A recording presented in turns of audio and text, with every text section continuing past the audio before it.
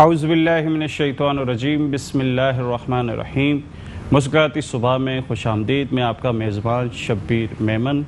ہر دفعہ دینی حوالے سے جمعے کے دن ہم ایسے موضوع لاتے ہیں جو عوام کے لیے فائدہ مند ہو، اور آج اسی طرح کا ہی ہم ایک موضوع لائے ہیں۔ وہ موضوع یہ ہے کہ بسا اوقات لوگوں کو علم نہ ہونے کی وجہ سے لوگ ایسے عاملوں کے پاس چلے جاتے ہیں جو اپنے شیطانی کام سے انہیں گمراہ بھی کرتے ہیں، اور لوگ اپنے مقاصد حاصل کرنے کے لیے ایسے برے کاموں میں لگ جاتے ہیں کہ ان کا ایمان تک ضائع ہو جاتا ہے، اور اللہ پر یقین ان کا کم ہو جاتا ہے، ختم ہو جاتا ہے، اور عاملوں پر یقین زیادہ رکھتے ہیں جس سے ان کا ایمان بھی سلب ہو جاتا ہے۔ اس حوالے سے آج ہم گفتگو کریں گے۔ ہمارے ساتھ علماء کرام ہیں۔ جو سب سے پہلے ہمارے علماء کرام ہیں وہ علامہ خرم اقبال صاحب ہیں۔ ان کو میں آنے کی خوش آمدید کہتا ہوں۔ السلام علیکم۔ وعلیکم السلام۔ اور میرے ساتھ دوسرے علماء کرام ہیں ضیاء الدین اشرفی صاحب۔ السلام علیکم۔ وعلیکم السلام ورحمۃ اللہ۔ اور جو ہمارے ساتھ تیسرے علماء کرام موجود ہیں وہ قاضی احمد نورانی صاحب۔ السلام علیکم۔ اور ہمارے ساتھ نعت خوان موجود ہیں عمار بابا صاحب۔ السلام علیکم۔ خرم صاحب، آپ کے پاس آتا ہوں کہ اس وقت لوگوں میں ایک انتشار پھیلا ہوا ہے۔ کوئی یہ کہتا ہے مجھ پہ جادو ہو گیا، سفلی ہو گیا، اور مختلف عاملوں کے پاس جاتے ہیں، اور عاملوں کے بارے میں یہ بھی سنا گیا ہے وہ انتہائی غلیظ چیزوں سے وہ علم کر کے جادو سفلی کے معاملات میں جاتے ہیں۔ جو لوگ ان کے پاس جاتے ہیں ان کے لیے اسلام میں کیا حکم ہے؟ بسم اللہ الرحمن الرحیم والصلاة والسلام علی رسولہ الکریم، اما بعد۔ شبیر بھائی، یقیناً آپ نے بہت اہم موضوع کا انتخاب کیا ہے، اور اس حوالے سے اویئرنیس بہت زیادہ ضروری ہے۔ دیکھیں، اللہ تعالیٰ کا ہم جتنا شکر ادا کریں وہ کم ہے کہ اس نے ہمیں مسلمان بنایا، اور پیارے آقا صلی اللہ تعالیٰ علیہ وسلم کی امت میں ہم کو پیدا فرمایا، الحمدللہ۔ اور آپ صلی اللہ تعالیٰ علیہ وسلم کے ذریعے ہمیں قرآن مجید فرقان حمید کی نعمت عظمیٰ عطا فرمائی، جو زندگی کے ہر شعبے میں ہماری رہنمائی کرتا ہے۔ جہاں تک یہ جو آپ کا سوال ہے اس کا تعلق ہے، تو یقیناً اس طرح کی کیفیات اس وقت پیش آتی ہیں جب کسی کی طبیعت جو عام معمول سے ہٹ کر خراب ہونا شروع ہو جائے، کسی کا کاروبار متاثر ہو جائے، کسی کے گھر کے معاملات متاثر ہو جائیں۔ تو جب گاڑی ایک روٹین کے ساتھ چلتے چلتے خراب ہو جاتی ہے، اس میں خرابی آتی، تو بندہ پریشان تو ہوتا ہے کہ آخر ایسا ہوا کیا ہے، ناممکن معاملات اس کو نظر آتے ہیں۔ تو وہ روٹین لائف کے اندر جب رکاوٹیں آنا شروع ہو جاتی ہیں، اس طرح کے ہڈلز آتے ہیں، تو وہ پریشان تو ہوتا ہے کہ آخر یہ ہوا کیا ہے۔ ایسے ضمن میں اسلام اور قرآن ہمیں یہ سکھاتا ہے کہ اللہ سبحانہ و تعالیٰ ہی کی طرف سے ہے جو کچھ ہے، یعنی صحت ہے تو اللہ کی طرف سے، اور بیماری ہے تو اللہ کی طرف سے، خوشحالی ہے تو اللہ کی طرف سے، اور تنگدستی ہے تو وہ بھی اللہ ہی کی جانب سے ہے۔ تو زندگی کے تمام معاملات جو ہے وہ حقیقت میں جو ہے وہ اللہ سبحانہ و تعالیٰ ہی کی جانب سے ہے۔ تو اسلام کی تعلیمات تو یہ ہیں کہ جب خوشحال ہو تو بھی اللہ کی طرف رجوع کرو، اور تنگدستی ہو تو بھی اللہ کی طرف رجوع کرو۔ لیکن ہمارا معمول یہ ہے کہ خوشحالی ہے تو اللہ کو بھول جاتے ہیں، اور جب تنگدستی آتی تو بھی اللہ کی طرف رجوع کرنے کے بجائے ہم دوسرے ریسورسز کی طرف رخ کرنا شروع کر دیتے ہیں۔ اس کو شریعت نے ہرگز پسند نہیں فرمایا، بلکہ یہ جو عاملین والی بات آپ نے کہی ہے، جادوگر کی بات آپ نے کہی ہے کہ ان کے پاس جانا، تو حقیقتاً قرآن مجید فرقان حمید نے یہ جو ہمیں بتایا کہ جادو کی بہت ساری اقسام ہیں، اس میں سے ایک قسم ایسی ہے جو شرکیہ کلمات پر مبنی ہے، اور وہ سراسر کفر ہے۔ جو اس کے اندر مبتلا ہو، جو ایسے لوگوں کے پاس جائے، جو ایسے عملیات کے اندر ملوث ہو، وہ دائرہ اسلام سے خارج ہو جاتا ہے۔ اور جیسے آپ نے اپنے سرنامہ کلام میں کہا کہ ایمان کی نعمت سلب کر لی جاتی ہے، حقیقت یہی ہے، اور پھر بندے کا تعلق اللہ سے کمزور، اور اس کے جو عامل ہے یا جس کے پاس وہ جا رہا ان تمام معاملات کے حل کے لیے، اس سے کیا ہوتا ہے کہ وہ اس پہ بہت زیادہ ڈیپینڈ کرنے لگ جاتا ہے، جو اس کی بات ہوتی ہے اسی کو ماننا شروع کر دیتا ہے۔ اچھا، دوسری طرف معاملہ یہ ہے کہ علاج سے منع نہیں کیا شریعت نے، لیکن ایسے لوگوں کے پاس جانا جو شیاطین سے مدد طلب کرتے ہیں، ان کے پاس جانے کے بجائے اللہ کے محبوب بندوں کے پاس جایا جائے، ایسے لوگوں کے پاس جایا جائے جو رسول اللہ صلی اللہ علیہ وسلم کی سنت کے مطابق لوگوں کا علاج کرتے ہیں۔ اللہ تعالیٰ نے سورہ فلق اور سورہ ناس قرآن میں نازل فرمائی انہی روحانی معاملات کی بہتری کے لیے۔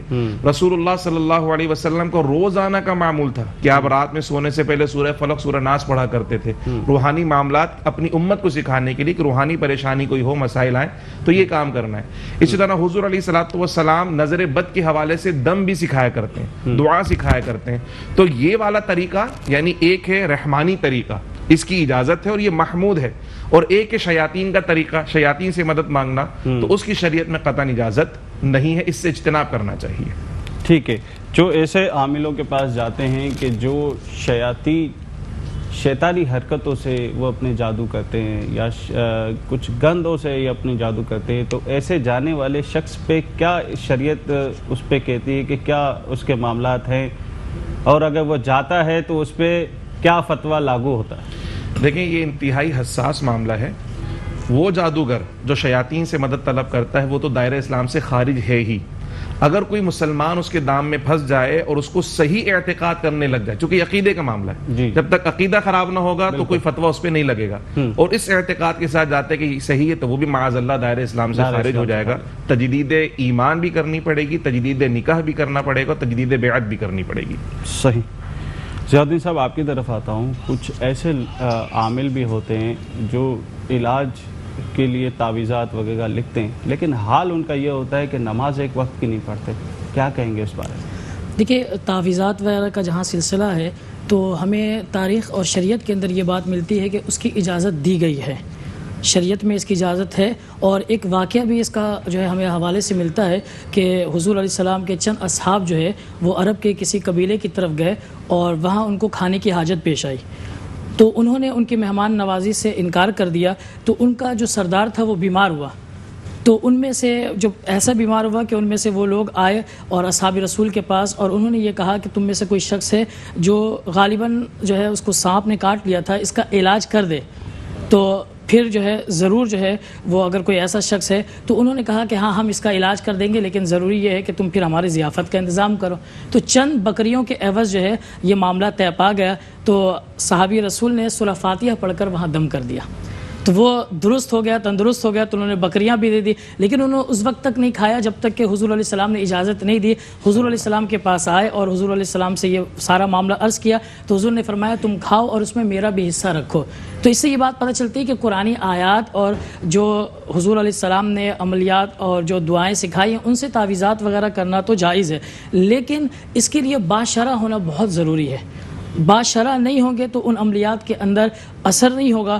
اور ایک چیز اور بھی دیکھیں کہ کسی چیز کا عمل کرتے کرتے ہمارے یہاں ایک جو ہے سلسلہ ذکر کا ہوتا ہے جس میں قلب جاری ہوتا ہے. تو یاد رکھیے گا یہ جو پہلوان ہوتے ہیں ریسلنگ کرتے ہیں ان کے بھی قلب جاری ہو جاتے ہیں. تو کوئی پریکٹس جو ہے کوئی عمل کرتے کرتے کوئی کسی مقام پر پہنچ جائے تو ضروری نہیں کہ وہ بہت عامل اور کامل بھی ہو، وہ بہت جو ہے صحیح راستے پر چل رہا ہو، راہ ہدایت پر ہو، ضروری نہیں. اس طرح آج اس دور کے اندر ٹیلی پیتھی ہے اور اس طرح دیگر چیزیں ہیں جو اثر انداز کرتی ہیں. چائنا کے اندر بہت ساری چیزیں ہیں کہ نظروں کے اندر تاثیر ہوتا ہے کہ چیزوں کو یہاں سے وہاں پھیر دیتے ہیں. تو یہ چیزیں ہیں، اس کی حیثیت ہے، لیکن جو شرعی طور پر جس کا تقاضا کیا گیا وہ یہ ہے کہ حضور علیہ السلام کے جو اصحاب تھے، خود حضور علیہ السلام تھے، تو انہوں نے جو پہلی حیثیت دی ہے وہ دی ہے عمل کو، کہ اپنا جو ظاہری حلیہ ہو وہ ایسا ہو کہ جو عامل سنت ہو، حضور علیہ السلام کی سنتوں کے جو پر عمل کرنے والا ہو، سنتوں کا پیکر ہو، اصحاب رسول کی سنتوں کا پیکر ہو. اگر وہ شریعت سے ہٹا ہوا ہے تو یقیناً پھر وہ جو علامہ خرم رحمانی صاحب نے بات کی ہے کہ وہ پھر کفر یا الفاظ کی طرف جا رہا ہوگا، شریعت کے دائرے میں وہ نہیں آئے گا. صحیح.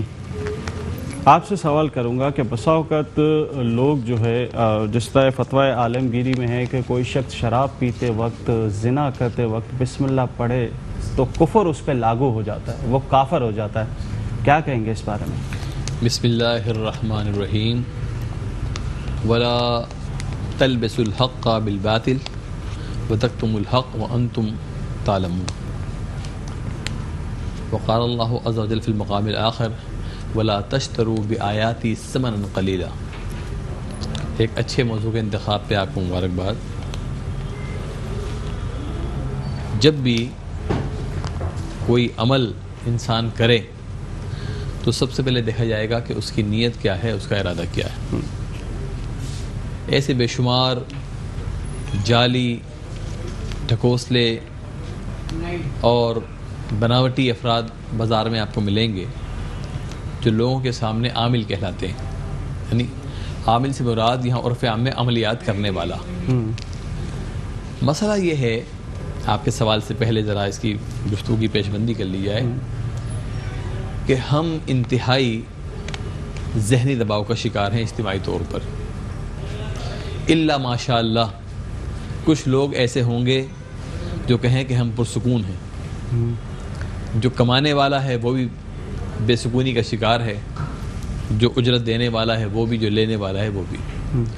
ایسے میں ہماری زندگی میں کوئی بھی معاملہ اگر عام معمول سے ہٹ کے سامنے آتا ہے تو فوراً ہمارا ذہن جاتا ہے کہ یقیناً کوئی اثر ہو گیا، کوئی جن آ گیا، یہ ہو گیا، وہ ہو گیا، اور جن کے بجائے لوگ تو نہ جانے لوگوں نے تو اپنے خیالوں کے اندر اور بہت اس میں یہ بھی ہوتا ہے نا، وہ کسی سے استخارہ یا کچھ کراتے ہیں، وہ بولتے ہیں ہاں لوگوں نے اپنے خیال میں بہت ساری چڑیلیں اور بھوت و پریت۔ ابھی اطلاع یہ ہے کہ جب سے صحت کارڈ کا اجرا ہوا ہے تو پنجاب کی ایک رپورٹ کے مطابق 50% سے زائد آپریشن غیر ضروری کر دیے گئے۔ دیکھیے انسان کا مزاج کیا ہے کہ اسے مال جب ملتا ہے تو وہ مال کے حصول کے لیے کسی بھی انتہا تک چلا جاتا ہے۔ جب ڈاکٹرز نے دیکھا کہ صحت کارڈ پر لاکھوں روپے مل سکتے ہیں، غیر ضروری آپریشن کر دیے۔ خود آپ کے شہر کا یہ حال ہے کہ دل کے غیر ضروری آپریشن 30-40% سے زیادہ ہوتے ہیں۔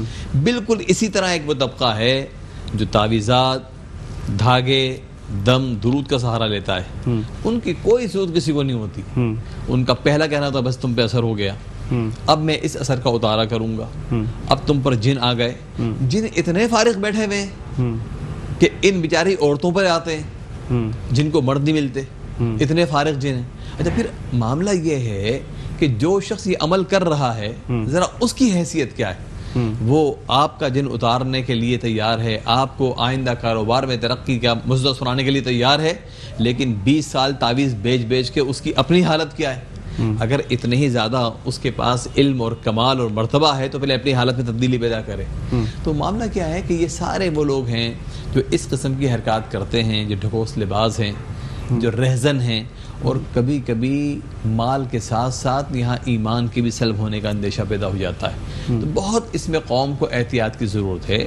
اپنے ذہن میں ایک بات رکھیں کہ اللہ کے نبی صلی اللہ علیہ وآلہ وسلم کی ساری زندگی عمل پر ہے۔ اللہ کے نبی صلی اللہ علیہ وسلم کے صحابہ کی ساری زندگی کرامتوں پر نہیں بلکہ استقامتوں پر ہے۔ اگر کرامتوں پہ اعتبار ہوتا تو امام حسین سے بڑھ کر کرامت دکھانے والا کوئی نہ تھا، ایک دم کرتے اور پورا لشکر یزید جو ہے وہ تہس نہس ہو جاتا، لیکن آپ نے استقامت سے کام لیا، کرامت سے کام نہیں لیا۔ اگر صرف معجزات پہ بھروسہ ہوتا تو اللہ کے نبی صلی اللہ علیہ وآلہ وسلم میدان بدر میں صحابہ کو نہ لاتے بلکہ مسجد نبوی میں بیٹھ کر ختم ہوتا، اور ختم کے بعد دعا ہوتی کہ اللہ کافروں کو برباد فرما دے، احد کے میدان میں نہ آتے۔ تو یہ ایک طبقہ ہے جس نے قوم کو لگا دیا فضولیات کی طرف، اور اچھے اعتقاد سے ہٹا کر، عمل سے ہٹا کر انہیں ساری بے عملی کی طرف لگا دیا۔ اس طبقے سے بچنا چاہیے، اس میں جعلی عامل بھی ہیں اور جعلی پیر بھی ہیں۔ تو یاد رکھیے کہ اگر کسی فرد کے پاس انسان بالفرض محال جا رہا ہے، سب سے پہلے تو آپ اپنے طبیب سے مشورہ کریں یہ مسئلہ کیا ہے۔ پھر دوسرا مسئلہ کیا ہے کہ ہمارے پاس نفسیات کا علاج کرنے والے لوگ بہت کم ہیں۔ ہم سائیکولوجیکل پیشنٹ کو سمجھتے ہیں شاید پاگل یا دیوانہ نہیں، بلکہ کبھی ذہنی تناؤ کا شکار، کبھی معاملات کا شکار، گھریلو معاملات، والدین سے اختلاف، اولاد سے اختلاف، میاں بیوی کے جھگڑے، ان صورتحال میں انسان اتنا ذہنی دباؤ میں ہوتا ہے کہ وہ دیکھتا ہے کہ جناب میں نے بیوی کو اس رنگ کا کپڑا دیا تھا، اس رنگ کا پہن لیا، لیے اسے جادو کر لیا۔ آج نمک کھانے میں زیادہ ہو گیا، لیے جادو ہو گیا۔ آج پیٹ میں درد ہوا، اس نے لیے مجھ پہ جادو ہو گیا۔ تو جادو کوئی ایسے فارغ چیزوں کا نام نہیں ہے کہ ہر لمحے آپ جادو سمجھیں، بلکہ اپنے ذہنی اعتبار سے سوچیں، آرام سے، تسلی سے اپنا خود پہلے ایک معائنہ کریں کہ آپ کس مرحلے پر ہیں۔ پھر اگر بالفرض محال کبھی آپ محسوس کریں کہ کوئی ایسا مرض ہے جو ظاہری امراض کے علاوہ ہے تو آپ کسی اللہ کے نیک بندے سے رابطہ کریں، کم از کم اس بندے کا چہرہ صوم و صلاۃ کا پابند، صوم و صلاۃ کا پابند ہو۔ جب تک وہ صوم و صلاۃ کا پابند نہیں ہے تو وہ قرآن کی آیتوں سے کیا لے کے دے گا؟ اس لیے کہ معاشرے میں جو لوگ بیٹھے ہوئے ہیں دیواریں کالی پیلی کرنے والے، ان میں 80 نہیں بلکہ 90% جعلی، بلکہ نام نہاد پیر کہلانے والے بھی جعلی ہیں۔ اور اب یہ پیر ہونا اتنا بڑا اعزاز ہو گیا کہ بڑے بڑے بعض خطیب اپنے نام کے ساتھ علامہ کے بجائے پیر لکھنا شروع کر دیتے ہیں۔ انہیں معلوم ہے کہ علامہ لکھیں گے تو صرف تقریم ہوگی، لیکن پیر کہلا کے ہاتھ چومنے والے ہرے بہت سارے مل جائیں گے، ہاتھ بھی چومیں گے، پاؤں بھی چومیں گے۔ تو ہمیں معاشرے سے اس برے رجحان کو، منفی رجحان کو ختم کرنا ہوگا، ہمیں علم کی طرف آنا ہوگا، ہمیں شعار کی طرف آنا ہوگا، ہمیں وقار کی طرف آنا ہوگا۔ صحیح، میرا سوال وہی ہے، اس کا آپ نے جواب نہیں دیا، وہ میں آپ سے پوچھنا چاہتا ہوں۔ دہائیے فتوی عالمگیری میں فتوی ہے کہ عالمگیری کوئی جی۔ شخص شراب پیتے وقت، زنا کرتے وقت اگر بسم اللہ پڑھے تو کافر ہو جائے گا، کیا کہیں گے اس بار؟ بسم اللہ الرحمن الرحیم ہر نیک کام کے آغاز میں پڑھی جائے گی. کسی بھی حرام کام کے لیے بسم اللہ پڑھنے کا معنی یہ ہوا کہ اس نے یہ ارادہ کر لیا کہ معاذ اللہ اللہ کی مدد اس کام میں شامل ہو رہی ہے، اس لیے اس پر کفر لازم آئے گا. اب اسی طرح ایک وہ شخص جو گندے عملیات کو تحریر کر رہا ہے اور اس میں بسم اللہ لکھ دیتا ہے تو ظاہر ہے کہ اس کے اوپر کفر لازم آئے گا. بلکہ آپ کے سوال کے جواب کو اور آگے بڑھاؤں کہ یہ ظالم تو قرآن مجید کی آیات کو بے ترتیبی سے لکھتے ہیں، قرآن مجید کو الٹا لکھتے ہیں اور قرآن کے ساتھ ایسے ایسے تلسم بیان کر دیتے ہیں، ساتھ ساتھ لکھ دیتے ہیں جن کا کوئی شریعت سے تعلق نہیں ہے اور صرف ان سے فائدہ حاصل کرنے کے لیے. بلکہ آپ کے علم میں یہ بات ہوگی کہ جب یہ جعلی جادو کرنے والے عامل بیٹھتے ہیں یہ جان بوجھ کر قرآن مجید فرقان حمید کی توہین کرتے ہیں. ایک تو انہیں قرآن آیات لکھنا نہیں آتی، یہ آراب سے لابلد ہوتے ہیں، معنی مطالب سے لابلد ہوتے ہیں، اور پھر بسا اوقات انہیں پتہ نہیں ہوتا کہ کون سا تعویذ جلانے کے لیے استعمال ہوگا، کون سا پینے کے لیے استعمال ہوگا. اگر لوگ پوچھیں تو کہتے ہیں جناب جناتی زبان میں لکھا ہوا ہے. لگتا ہے کہ جنات ان کے والد گرامی کو پڑھانے آئے تھے، خود ایمان نہیں ہوتا، کوئی ایمان نہیں ہوتا. بالکل اللہ رب العزت کے قرآن کی آیتیں جو میں نے اپنی گفتگو کے آغاز میں آپ کے سامنے قرآن مجید کی تلاوت پیش کی کہ وَلَا تَشْتَرُوا بِآيَاتِي ثَمَنًا قَلِيلًا، میری آیتوں کو چند روپوں کے عوض میں معمولی قیمت میں فروخت نہ کرو. اس کے کئی معنی مطالب ہیں. ایک مطلب ان جعلی عاملوں اور جعلی پیروں کی طرف بھی ہے جنہیں قرآن پڑھنا نہیں آتا اور وہ منہ میں نہ جانے کیا کیا خرافات پڑھ کے دم کرتے ہیں. لوگ سمجھتے ہیں شاید یہ قرآن پڑھ رہے ہیں، قرآن رکھا ہوا ہوتا ہے. بعض تعویذ. پھر ایک اور جعلی کام کیا ہے کہ انہوں نے جب انہیں لکھنا نہیں آتی آیتیں تو وہ آیتوں کو کسی مہر پہ کندہ کروا لیتے ہیں اور لی اور مہر لگا کے دے دی. وہ آیت لکھنے کی بھی توفیق نہیں ہوتی ان کو، مہر پہ ماشاء اللہ لوگ جو ہے اس طرح کے تعویذ ان کے پین بھی لیتے ہیں. لوگ جا رہے ہوتے ہیں. اصل میں لوگوں کے اندر کم علمی ہے، لوگوں کو پتہ نہیں کہ مرض کیا ہے، اس کا علاج کیا کرنا ہے. تو ایسے تمام لوگوں سے بچنا چاہیے. یہ اختلاف پیدا کروانے والے، جیبوں پہ نظر رکھنے والے، ان کا کوئی تعلق نہیں. اور پھر یہ ایک اور المیہ کیا ہے کہ جعلی عاملوں کے ساتھ ساتھ اب یہ لفظ پیر استعمال کرتے ہیں. روحانی مدارس سے جن کے تعلق ہیں، جن کے سلسلے ہیں، جن کی نسبتیں ہیں، یہ ان پر تہمتیں باندھتے ہیں. صحیح ہے. علامہ صاحب اسی سوال پہ میں آپ کی طرف آؤں گا کہ یہ تو دو چیزیں لکھی گئی ہیں، اس کے علاوہ جو ہے کتنے ایسے حرام کام ہیں، جو ایسے کام ہیں جس کے بارے میں شریعت منع کرتی ہے کہ اس کو نہیں کرتا، اس پر اللہ کا نام لینا کیسا؟ یہ تو ایک اصول ہے اور ضابطہ ہے بہت سیدھا سا اور سادہ سا کہ جو حرام کام شریعت مطہرہ نے بیان فرما دیے ہیں، قرآن و سنت کے اندر بیان ہوئے، ہر حرام کام سے پہلے اگر کوئی شخص بسم اللہ پڑھتا ہے، جیسے قبلہ نے ارشاد فرمایا، تو وہ ایک چونکہ بسم اللہ پڑھی جاتی تھی اللہ کے نام سے آغاز بھی، اور اللہ کی مدد اس کام میں شامل حال ہو جائے، تو معاذ اللہ اللہ کی مدد حرام میں شامل حال نہیں ہے، حلال میں اللہ کی مدد شامل حال ہے. تو کوئی اس نیت سے اگر بسم اللہ پڑھ لیتا ہے تو وہ دائرہ اسلام سے خارج ہے. تمام منہیات اور تمام حرام کام اس کے اندر شامل ہیں. سبحان اللہ، بہت ہی اچھا جواب آپ نے دیا ہے. علامہ صاحب اسی سوال کا جواب میں آپ سے لوں گا. ایک بریک لیتے ہیں ناظرین. بریک کے بعد یہ بہت ہی اہم مسئلہ ہے اور آپ اگر اس وقت ٹی وی پہ بیٹھے ہیں تو کمرشل کے بعد جائیے گا نہیں. بریک کے بعد اس سوال کا جواب لیتے ہیں. مسکراتی صبح میں خوش آمدید. میں آپ کا میزبان شبیر میمن. بات ہو رہی تھی عاملوں کے حوالے سے اور اسی میں ایک یہ بات ہوئی ہے کہ جو لوگ حرام کام کرتے وقت جو اسلام کے اندر کام منع ہے کہ یہ کام نہیں کرنے چاہیے، شریعت کے خلاف ہیں، اس پہ بھی اللہ کا نام لے کے ان کاموں کو شروع کرتے ہیں. اس سوال کا ہمیں جواب لینا تھا علامہ ضیاء الدین اشرفی صاحب سے. ہم دوبارہ ان سے یہ سوال کرتے ہیں اور جواب لیتے ہیں ان سے. جی علامہ صاحب. آپ کا سوال جو ہے وہ میں سمجھ گیا کہ دیکھیں اللہ رب العزت نے قرآن مجید فرقان حمید میں ارشاد فرمایا کہ ما اصابک من حسنۃ فمن اللہ وما اصابک من سیئۃ فمن نفسک، کہ کچھ ایسے کام ہوتے ہیں کہ جو اچھائی ہو اس کی نسبت جو ہے اللہ کی طرف کی جائے، اور جو برے کام ہوں تو آپ کا جو سوال ہے کہ اس کا اثر بھی اپنی انسانی زندگی پر آتا ہے کہ اگر کوئی ایسا برا کام شروع کر دیا جائے اور اس کے شروع میں بسم اللہ الرحمن الرحیم لکھ لیا جائے یا پڑھ لیا جائے تو اس کا بھی اثر آتا ہے. تو یقیناً جو برائی ہے اور جو انسان کرتا ہے تو اس برائی کے اندر ایک حصہ اس کا اپنا کیا ہوا بھی ہوتا ہے، اس کی نسبت اپنی طرف انسان اگر کرے اور وہ جو اس نے معاملات کیے ہیں تو اس معاملات کا اثر یقیناً اس پر آئے گا. آپ کسی بھی دوائی کو استعمال کرتے ہیں اور اگر اس کا کوئی سائیڈ ایفیکٹ ہے تو اس کا نقصان آپ کے جسم میں اور آپ کے جو ہے جو حکیم ہیں یا ڈاکٹر ہیں تو اس کا جو ہے جو انہوں نے سائیڈ ایفیکٹ بتایا اس کا جو ہے اثر یقیناً آپ کے جسم میں آئے گا. تو لہٰذا اگر کوئی ناجائز کام ہے اور اس کام کے اندر اگر آپ اللہ اور اس کے رسول کو لے کر آتے ہیں, ان کا نام استعمال کرتے ہیں, تو پھر یقیناً وہ اللہ کی رحمت سے دور ہو جائیں گے. اللہ کی رحمت سے دور ہو جائیں گے تو پھر وہاں شیطان کا سارا معاملہ ہو جائے گا. جب شیطان کا معاملہ آئے گا تو پھر شیطان جب انسان پر حاوی ہوتا ہے تو قرآن نے کہا کہ وہ لوگ جو سود کھاتے ہیں کالذین یأکلون الربا, جو لوگ جو ہے سود کھاتے ہیں ان کا معاملہ یہ ہوتا ہے کہ جیسے کل وہ اٹھیں گے تو ایسا کہ جیسے شیطان نے ان کو چھو لیا ہو. تو اس سے پتہ چلتا ہے کہ شیطان جب چھوتا ہے تو انسان کے حواس پر اس کا ضرور اثر انداز ہوتا ہے.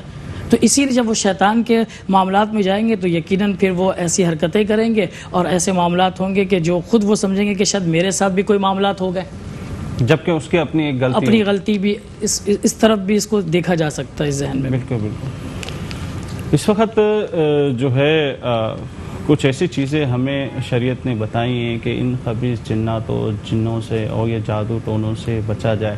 وہ کیا چیزیں تھوڑی سی تفصیل آپ سے لینا چاہوں, اور جو انسان اپنے معمولات میں رکھے تو ان چیزوں سے بچا رہے. سب سے پہلے تو اللہ کے نبی صلی اللہ علیہ وسلم کی احادیث سے آیت الکرسی کی تاکید بار بار کی گئی. اس سے ظاہری جو فتنہ و فساد کرنے والے چور ڈاکو ہیں ان کے شر سے انسان بچے گا اور اجنہ سے ہی بچے گا. اپنا معمول بنائیں کہ گھر سے نکلنے سے پہلے آیت الکرسی پڑھ کر اپنے اوپر دم کر لیں, سوتے وقت بھی یہی عمل کریں, اپنے سارے اہل خانہ کو سکھائیں. پھر نبی کریم صلی اللہ علیہ وسلم معوذتین پڑھ کر آرام فرما ہوا کرتے تھے, یعنی سورہ فلق اور سورہ ناس کی تلاوت. بعض مواقع پر 3 مرتبہ سورہ فلق اور سورہ ناس کی تلاوت کر کے آپ کا اپنے دست اقدس کو اپنے جسم پر پھیرنے کا عمل بھی جو ہے وہ مذکور ہوا ہے. اسی طرح اعوذ باللہ من الشیطان الرجیم کا پڑھنا اور دیگر جو اوراد اور دعائے معصورہ تذکرہ کی گئیں ان کو اپنے ورد میں رکھنا. پھر اہم ترین کام یہ ہے کہ انسان اپنی پاکی کا اہتمام کرے. پاکیزگی کا اہتمام بہت ضروری ہے. بہت ضروری. اس کے بغیر تو کوئی چیز کوئی عمل اپنی ظاہری پاکی کا اہتمام بھی کرے اور باطنی پاکیزگی کا اہتمام بھی کرے. لباس بھی بڑی حیرت ہوتی ہے کہ جنازہ لے کے لوگ آتے ہیں اور جنازے کے وقت ایک طرف ہو جاتے ہیں, پھر کیا ہوا ناپاک ہیں. ایسی کون سی ناپاکی ہے جو وضو اور غسل کے بعد بھی قائم رہتی ہے؟ تو اس کے مراد کیا ہے کہ لوگ پیشاب کی چیزوں سے نہیں بچتے یا لباس میں اپنا اہتمام نہیں کرتے. تو ظاہر ہے جب گندگی ہوگی تو گندے اثرات تو انسان پر آئیں گے. اپنے ذہن کو بھی پاک رکھے, اپنے آپ پاکی کا اہتمام کرے, پاک و صاف رہے, تو ان تمام شر سے بچنے کے امکانات بہت زیادہ ہو جائیں گے. بس اوقات یہ بھی ہوتا ہے کہ لوگ جو ہے اپنے معاملات ان کے ٹھیک بھی ہوتے ہیں, مطلب دعائیں بھی پڑھتے ہیں, ساری چیزیں, پھر بھی وہ اثرات ان پہ ہو جاتے ہیں. تو پھر اس کے بچنے کے لیے اگر وہ کسی عامل کے پاس نہیں جاتا اور خود وہ بچنا چاہے تو وہ کیا عمل ہے؟ اصل میں شبیر میں نے آپ سے ابتدا میں عرض کی تھی کہ صحت بھی اللہ کی طرف سے اور بیماری بھی اللہ کی طرف سے. ایک مسلمان ہونے کی حیثیت سے ہمارے ایمان کا اور ہمارے عقیدے کا حصہ ہے. تو اگرچہ میں نماز بھی پڑھ رہا ہوں, تلاوت قرآن بھی پڑھ رہا ہوں اور جو اوراد و وظائف حفاظت کے مذکور ہیں وہ بھی پڑھ رہا ہوں, لیکن اللہ سبحانہ و تعالیٰ نے قرآن مجید میں ایک اصول بیان فرمایا, ان یمسسک اللہ بخیر فلا راد لفضلہ. اگر اللہ سبحانہ و تعالیٰ تمہیں کوئی فضل عطا فرمانا چاہے تو اس سے کوئی روکنے والا نہیں ہے, اور اللہ سبحانہ و تعالیٰ کسی پریشانی کے ذریعے آزمانا چاہے تو بھی اس کو روکنے والا اور اس کو ٹالنے والا کوئی نہیں ہے. تو یہ آزمائش اگر کسی بندے پر آتی ہے, صحت کا خراب ہونا, کاروبار کا خراب ہونا, تو در حقیقت اس میں پہلی کیفیت تو رجوع اللہ ہے کہ اللہ ہی کی جانب رجوع کیا جائے, اور دوسرا جب بیمار ہوا ہے تو بندہ طبیب کی طرف جائے. یہ سنت رسول صلی اللہ تعالیٰ علیہ وسلم, علاج کرنا بیماری کا یہ حضور علیہ الصلوۃ والسلام کی سنت میں سے, حضور نے خود علاج سکھایا. تو اگر کوئی روحانی طور پہ متاثر ہوا ہے تو اس کو بھی باقاعدہ معالج کے پاس جانا چاہیے. جو ابتدائی طور پہ چیزیں جیسے حضرت نے ارشاد فرمائی معوذتین, یہ تو حضور علیہ الصلوۃ والسلام کا معمول رہا اور حضور نے صحابہ کو بھی سکھا. اس کے نزول کا مقصد بھی یہی تھا کہ روحانی جو شیاطین کے جو اثرات ہیں اس سے محفوظ رہا جا سکے. لیکن مناسب چیز یہی ہے کہ جو معالج موجود ہیں, روحانی معالج جو باقاعدہ یعنی اللہ اس کے رسول صلی اللہ علیہ وسلم کی تعلیمات کے عین مطابق اور شریعت پہ عامل ہو کر پھر عامل بنے تو ان کے پاس رجوع کیا جائے اور ان سے اپنا علاج کروایا جائے. تو جیسے ہم سر درد میں تو کوئی خاص دوا کھا لیتے ہیں، لیکن کوئی بیماری بڑی لگ جاتی تو پھر باقاعدہ ڈاکٹر کے پاس رجوع کیا جاتا ہے. تو اسی طریقے سے جو روحانی بیماریاں ہیں، جادو ہے، جنات ہیں یا دیگر اثرات کے معاملات ہیں، تو اس کو باقاعدہ اس کا علاج کروانا چاہیے. اس کو نان سیریس نہیں لینا چاہیے. ایک سیریس ایشو ہوتا ہے اور اس کو باقاعدہ جو اس کے اچھے معالج ہیں ان سے رجوع کرنا چاہیے، ان سے علاج کروانا چاہیے اور پھر اللہ سبحانہ و تعالیٰ سے دعا کرنی چاہیے. بالکل ایسے ہی ہے، گولی کھانے کے بعد بھی میں گولی پر اعتماد نہیں، یعنی ٹیبلٹ کھائی تو میں نے اس پہ اعتماد نہیں کیا. اعتماد تو اللہ کی ذات پر ہے کہ یہ میں نے ایک سبب اختیار کیا ہے. شفا کس نے دینی ہے؟ اللہ سبحانہ و تعالیٰ نے. تو اسی طرح کوئی دم ہے، کوئی تعویذ ہے، کوئی نقش ہے، وہ استعمال میں نے کیا لیکن شفا کس نے دینی ہے؟ اللہ نے. تو اسباب ضرور اختیار کیے جائیں، یہ شریعت کی تعلیمات میں سے ہے. جس طرح دکھنے والی ایک معمولی سی میڈیسن گولی جو ہے وہ ہم کھاتے ہیں بظاہر تو وہ کچھ دکھتی نہیں ہے، لیکن شفا اللہ ہی دیتا ہے. بے شک بے شک. وہ اکثر آدمی دوائیاں کھاتا ہے لیکن اس کو کچھ بھی نہیں ہوتا، اثر نہیں ہوتا. اللہ جو ہے بڑا مشہور مقولہ ہے کہ آپ پیسے سے دوا تو خرید سکتے ہیں، شفا نہیں خرید سکتے. بے شک بے شک. علامہ صاحب آپ کی طرف آؤں گا. بسا اوقات ایسے پرانے مکان ہوتے ہیں، بوسیدہ مکان ہوتے ہیں، لوگوں میں مشہور ہوتے ہیں، اس کے اندر جنات بہت ہیں اور کوئی وہ خریدنا چاہے تو وہ اس کے لیے کیا حکم ہے؟ خریدے نہ خریدے، ڈرتا رہے، کیا کرے؟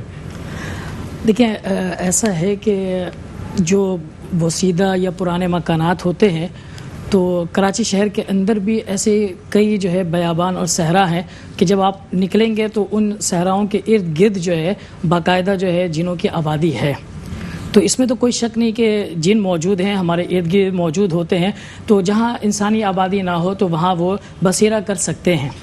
تو اس کے کئی طریقے جو ہے عاملین اور جو روحانی معالج ہیں انہوں نے بیان کیے ہیں کہ کسی ایسے مکان کے اندر آپ یا کسی جو ہے کھلا جو ہے پلاٹ ہوتا ہے اس کے اندر درخت وغیرہ ہوتے ہیں تو آپ اس کو 3 دن تک جو ہے نا اس کو جو ہے حضرت سلیمان علیہ السلام اور دیگر جو ہمارے انبیاء ہیں اور پھر حضرت سیدنا شیخ سید القادر جیلانی اور جس سلسلے سے ہمارا تعلق ہے مخدوم اشرف جہانگیر سمنانی، تو ان کا واسطہ دے کر اور ان سے جو ہے کہا جائے کہ آپ جو ہے اس جگہ کو چھوڑ دیں اور اس کے بعد پھر 3 دن کی مہلت دیں. اس کے 3 دن کے بعد پھر اللہ کا نام لے کر وہاں اور جو ہے آپ اپنا کام کا آغاز کریں تو انشاءاللہ اگر اللہ کی مرضی ہوگی تو وہ یقیناً جو ہے وہ آبادی جو ہے جو جنوں کی تھی وہ وہاں پہ وہ چلے جائیں گے اور کہیں اور اپنا بسیرا کر لیں گے.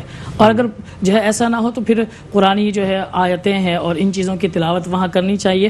تو یقیناً اچھا کچھ ایسے بھی معاملات ہوتے ہیں کہ جس میں جو ہے جن ہوتے تو ہیں وہ جاتے نہیں لیکن وہ آپ کو نقصان نہیں پہنچاتے ہیں. کچھ اچھے بھی جن ہوتے ہیں جو نقصان نہیں پہنچاتے، تو لہٰذا ضروری نہیں کہ ہر خراب اور ویران مکان میں جن وہی ہو جو آپ کو نقصان پہنچانا چاہے. جنات تو ہمہ وقت شیطان کی صورت میں ہر انسان کے ساتھ ہی ہے اور وہ اسے بہکاتا بھی رہتا ہے اور اسے وہ جو ہے نماز میں بھی بہکاتا ہے اور اسے مختلف معاملات میں وہ بھی ایک جن ہی ہے. جی آپ کی بالکل بات صحیح ہے، لیکن دیکھیں کہ بہکانے والے میں دونوں لوگ ہیں. جو معزتین ہیں اس کے اندر جو ہے فرمایا کہ الذی یوسوس فی صدور الناس من الجنۃ والناس، کہ جو بہکانے والے ہیں ان کا تعلق جن سے بھی ہے اور ان کا تعلق انسانوں سے بھی ہے. تو جن تو ہیں شیاطین لیکن اس میں ایسے نہیں کہ سارے، کچھ مسلمان بھی ہیں کیونکہ یہ روایتوں میں آتا ہے. سورۃ الجن پوری اس بات کی وضاحت کرتی ہے کہ کچھ جن آئے حضور علیہ السلام کی بارگاہ میں جو وادی جن ہے وہاں آ کر انہوں نے اسلام قبول کیا. تو در حقیقت ہر جن جو ہے آپ اس کو اس ٹائپ کا سمجھ لیں کہ جو نقصان پہنچانے والا ہو، نہیں. اللہ رب العزت نے تو انسان کو ایسا بنایا کہ وَسَخَّرَ لَكُم مَا فِي السَّمَاوَاتِ وَمَا فِي الْأَرْضِ، کہ زمین اور آسمان میں جتنی چیزیں ہیں ان سب کو اللہ نے انسانوں کے لیے مسخر کیا ہے.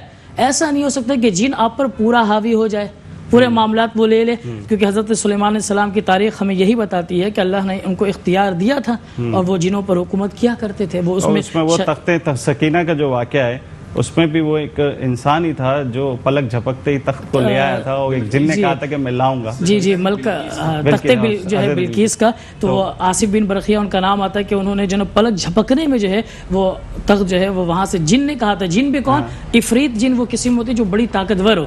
اس نے کہا تھا کہ میں جو ہے آپ کی محفل کو برخاست کرنے سے پتہ لگتا ہے کہ انسان جو ہے وہ اشرف المخلوقات ہے، وہ جنوں سے ہر مخلوق سے زیادہ طاقتور. جی بالکل ہے. یہ اس واقعے سے ہی پتہ لگتا ہے کہ لوگ جو ڈرتے ہیں وہ اپنے عمل اچھے کر لیں تو وہ دوسری مخلوقات سے زیادہ طاقتور ہو جائیں.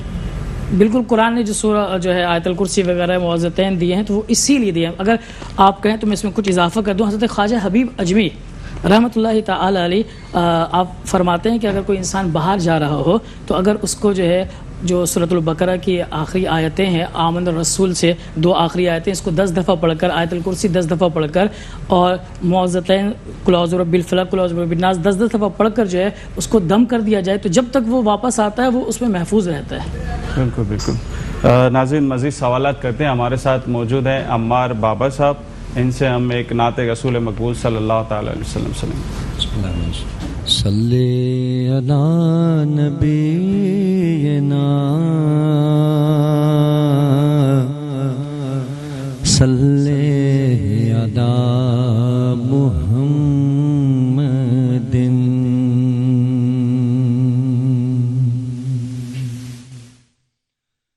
ثنائے محمد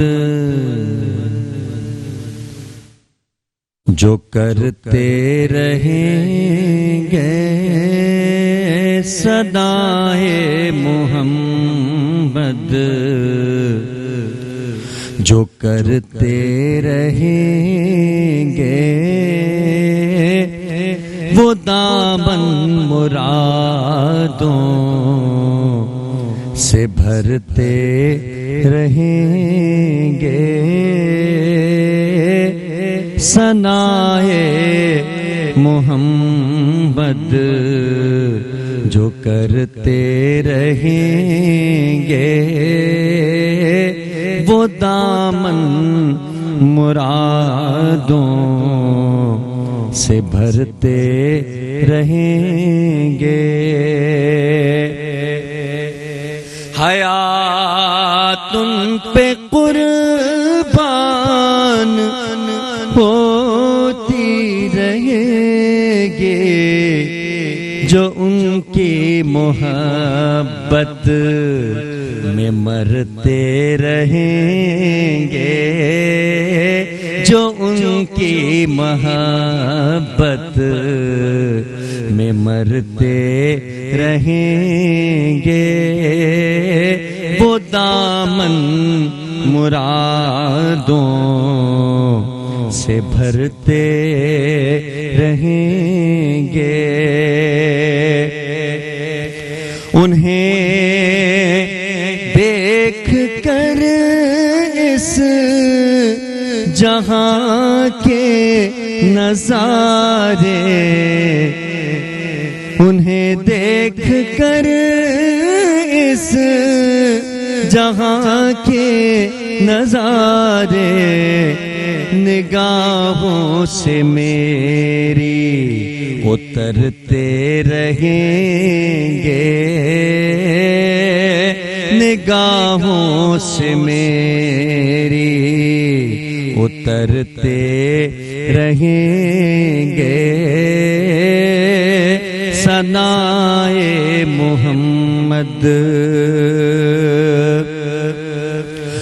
وہ لمحات بخشش کا سامان ہوں گے جو ذکر نبی میں گزرتے رہیں گے جو ذکر نبی میں گزرتے رہیں گے ثنائے محمد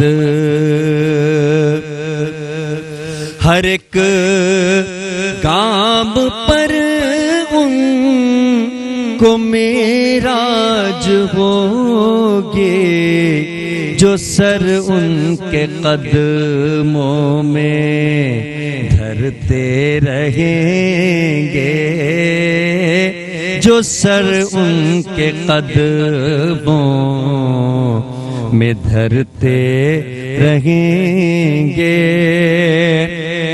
ریاض ان کے دامن سے وابستہ رہنا تیرے کام بنتے سنورتے رہیں گے تیرے کام بنتے संवरते रहेंगे सनाए मोहम्मद जो करते रहेंगे वो दामन मुरादों से भरते रहेंगे।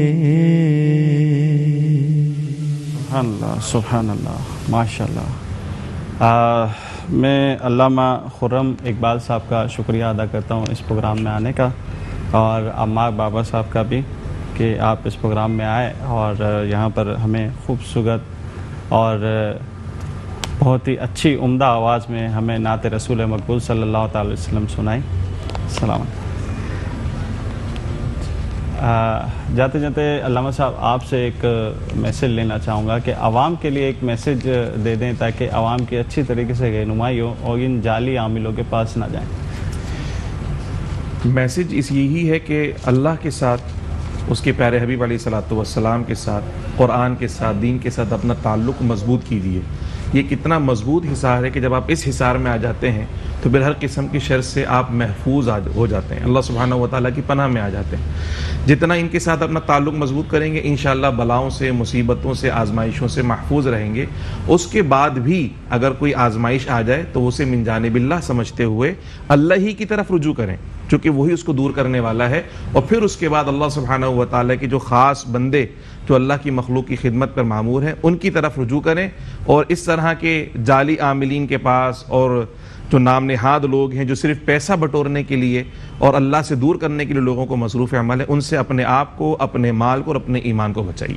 बहुत बहुत शुक्रिया। अल्लामा साहब ने बहुत ही अच्छा मैसेज दिया कि अल्लाह और रसूल से ताल्लुक़ जोड़ें और शख्सियत परस्ती के पीछे ना जाएं और सिर्फ अल्लाह से ही मांगे और अल्लाह उसके रसूल से ही इनकी तालीमात पर ही अमल करें। नाज़रीन, एक ब्रेक की तरफ जाते हैं। ब्रेक के बाद हमारे साथ एक और गेस्ट होंगे और इससे हम इसी मौजू पे जो है दोबारा गुफ्तगू करेंगे।